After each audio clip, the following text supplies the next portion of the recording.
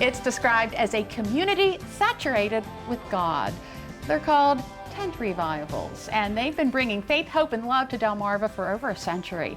Now that tradition continues to live on, uniting our friends and neighbors through music, prayer, and shared spiritual experiences. And here to tell us more are Ruth Munaz. She is a pastor, and Jonathan Kellum Sr. He is with the Laurel Town Council. Welcome both of you to DelmarvaLife. Thank you for having us. Thank you, Lisa, for having us. So tent revivals really have a rich history in of themselves. Is there anything kind of interesting or a fun fact that people might not know about tent revivals?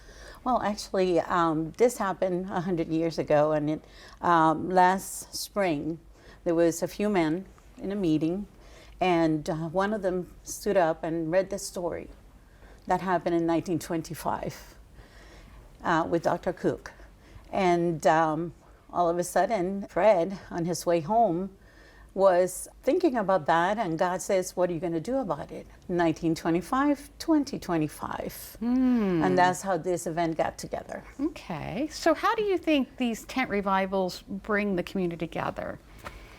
Well, in Laurel and as well as other communities, we're seeing a lot of violence and things, and I believe and we believe that it's time to get the churches involved into helping get outside of the walls of each church and come together and to do things to help each town, not just Laurel, but up and down the shore and in this country, to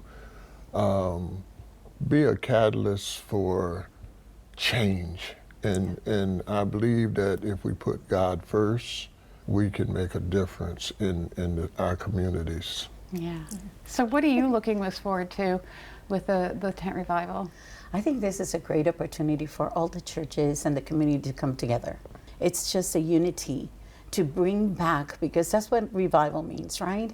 Really, we are really hoping that this event, from Thursday to Saturday, will make a difference. Mm-hmm. And when you do step outside of those four walls of the church and you are in a tent, which is different and probably bigger and everything, do you feel a difference? Definitely. Because, you have different churches, different ethnicity, cultures coming together as one.